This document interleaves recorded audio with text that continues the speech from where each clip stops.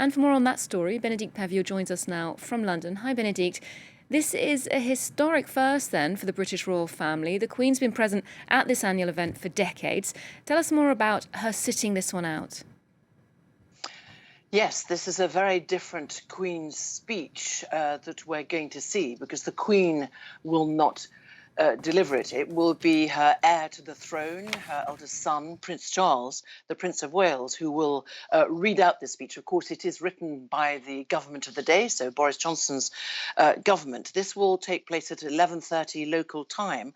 What's interesting is that, and very significant, is the Queen has only missed this twice, and that was when she was pregnant, all the way back in 1959 and 1963. But she's given special permission for Prince Charles and the next heir after Prince Charles, and that is Prince William, the Duke of Cambridge, to open Parliament on her behalf. So it will be very different. We will see not just the speech read out by Prince Charles, but also the Queen's throne will remain empty, in fact, as he reaches this out. The Queen reads this out. The imperial state crown will indeed be brought to Parliament. So there'll be the pomp and ceremony that we're used to.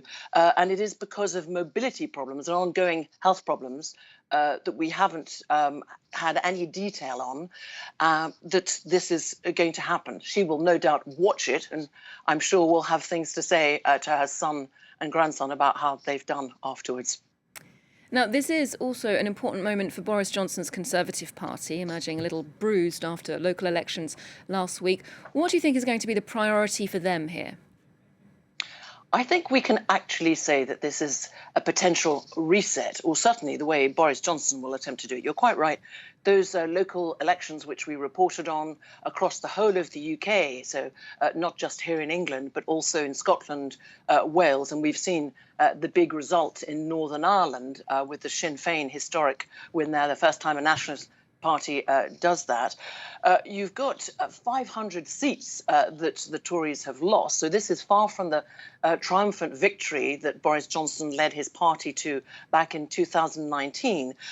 Amongst the 38 bills that we're going to see is very much what Boris Johnson describes as being back on track. So there'll be levelling up, trying to make chances more equal, whether it's through training, through financing across the UK.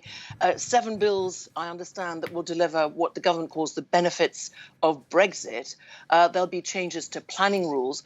But really, what MPs, not just on Conservative benches, but particularly on opposition benches, will want to see is some help for the population as they face impossible rising energy and food bills and the real bad inflation that's expected to be 10% here, and the rise of the cost of living, and really a crisis and much criticism, which partly explains the bad results of the Conservatives during the local elections. So high stakes for this Prime Minister and this government. Indeed, thank you very much for that. Bénédicte Paviot reporting for us from London.